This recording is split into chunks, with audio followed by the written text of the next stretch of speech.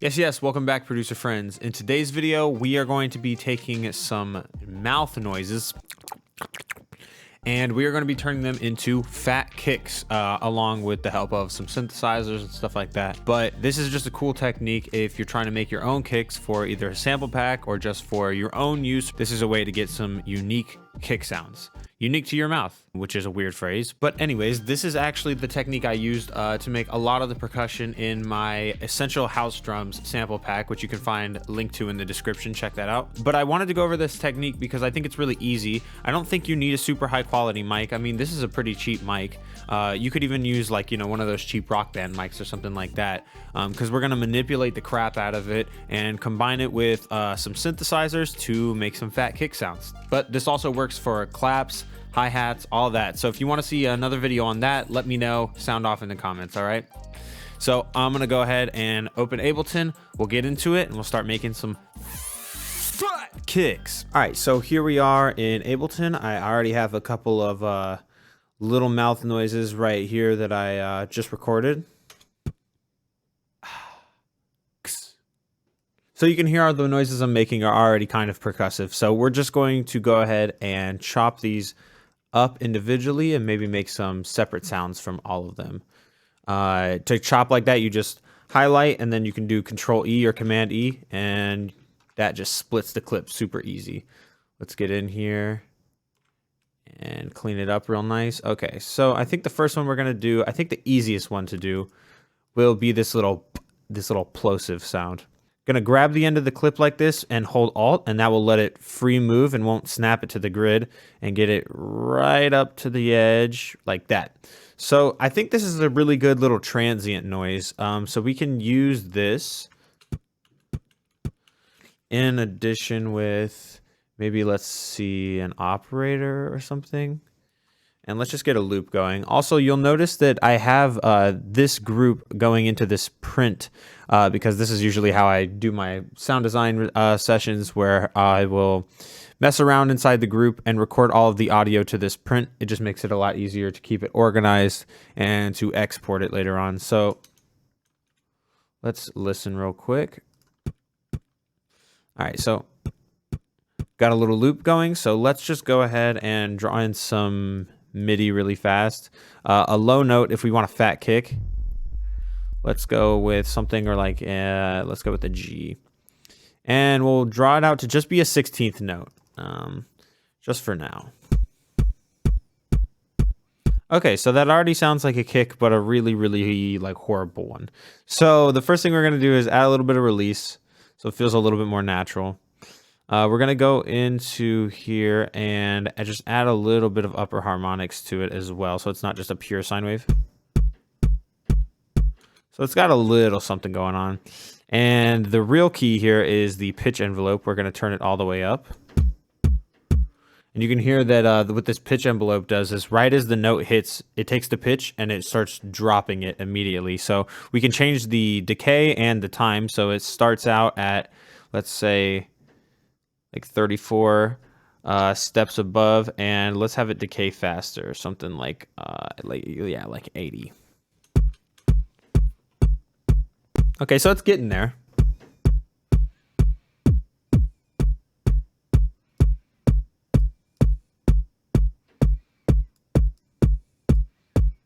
And of course, this will have to be, take a little bit of time, take a little bit of experimenting to find some of those sweet spots.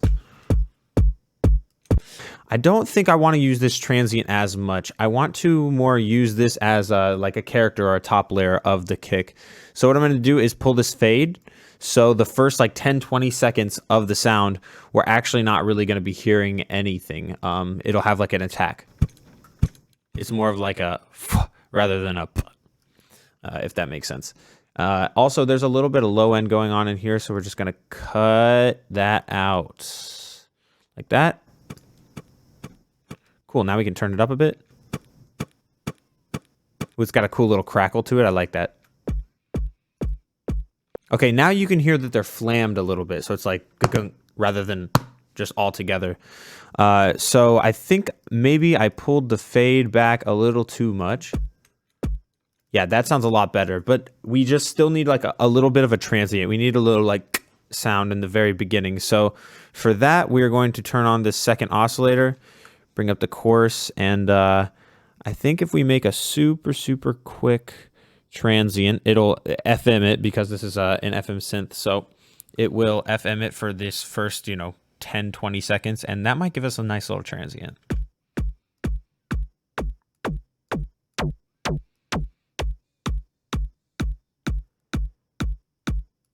Yeah, that's kind of nice. Compressor on the group. So now it's going to be compressing the kick sound and the mouth sound all together. So let's go ahead and have it be pretty aggressive, around 20 seconds of attack. Oops, excuse me. And a decent amount of release. And what we're going to do is actually saturate this a little bit too. So we get a nice click, and then we're going to kind of clip off the click.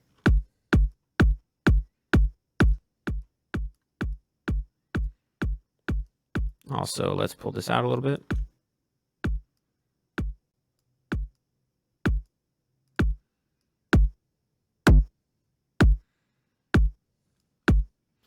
Something like that.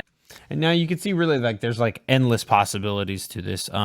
So, maybe there's little things that I like in my kicks that you don't necessarily like, or vice versa. And you can really go in here and just customize it to be exactly the kind of kick that you want. So this one is kind of cool. So let's go ahead and print this one. So we'll just go, boop. So that is looking pretty nice. Take off this fade right here. So that is looking cool. So we can just kind of scoot this one over here, and we can export that later. And let's move on to our next little sound. Let's see here. Okay, so this one will be cool. Let's do a lower kick though. Let's like do something real subby, real heavy. Something around like E. Yeah, that'll be good. We're gonna take out this transient, and we're gonna mess around with the pitch envelope here in a second. But first, let's get our mouth sound sorted out. So.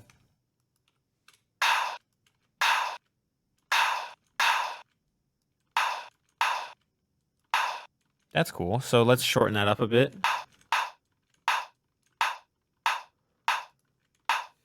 So let's go ahead and take off the processing just for now on the group. Play these together.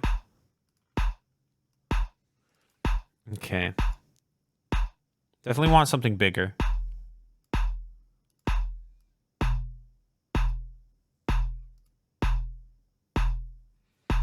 And we're going to use the transient from this mouth noise because it has that little click on it.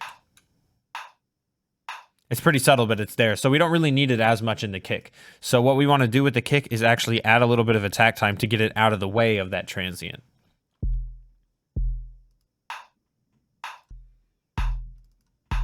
Cool. Now I'm thinking if we just saturate the crap out of this, we might get some interesting results.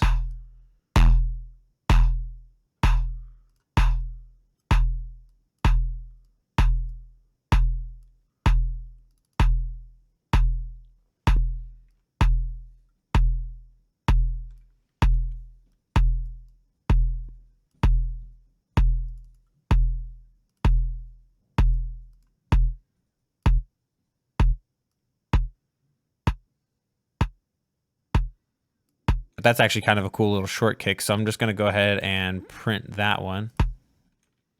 Really like that actually. And we'll just move this over here.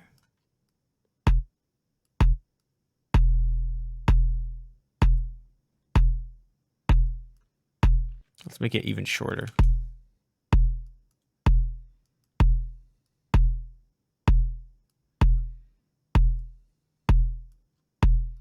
Yeah, something like that is kind of cool. Using it more as just a straight up transient rather than actually getting that mouth sound in there.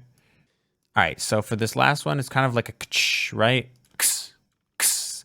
All right. So, all right, I already know what we're going to do for this one. We're going to just take this first little bit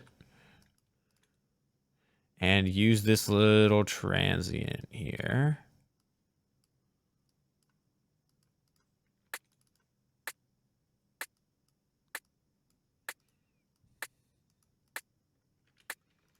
And just get a fresh instance of operator going real quick.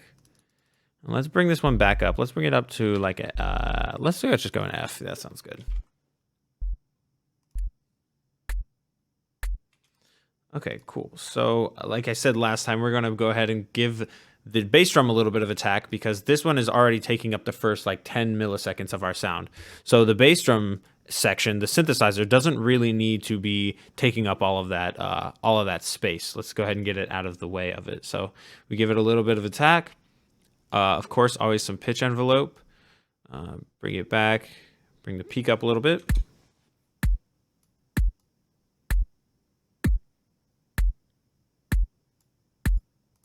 Give it a little release. Bring up a little bit of harmonics. Actually, let's do this one in a slightly different way. Let's go square wave and bring the filter down.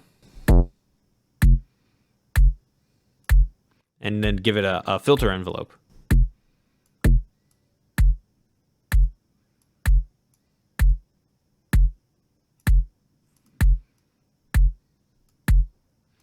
What happens if we pitch this down?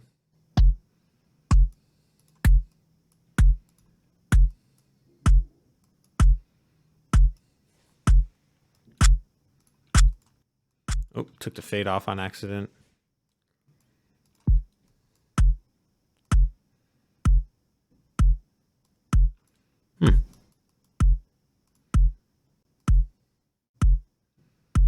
That one's kind of nice. It's pretty quiet, so actually let's go ahead and apply the processing that we have already, the compressor and the saturator.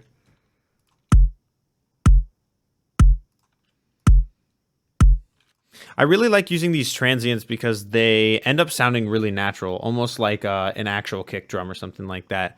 And I find that really useful and kind of satisfying and a little bit refreshing compared to everybody's, you know, straight 909s and 808s and stuff like that. It's kind of cool to have a little bit more of an organic element added into these. But as you can see, just in a couple of minutes, we already have 3 or 4 different kicks. So let's go ahead and take a listen to them real fast. So you can see they all have, you know, different textures, different uses, but they all have overall the same kind of organic feel. I feel like with these, even though you're only using, you know, 10, 20, 30, 50 milliseconds of a sound, you can still figure out what it is because our ears are so good at understanding what a human voice is and what's coming from a human vocal box that it's like insanely sensitive to it. So I think that these are tiny little details, but, you know, makes the process more fun and makes your kicks overall a little bit more organic. So I hope this one was helpful for you guys. Like I said, this is a technique I use to make a lot of the samples in my sample pack. When you know Essential House Drums Volume 1, hit the link in the description for that, and I will see you in the next one.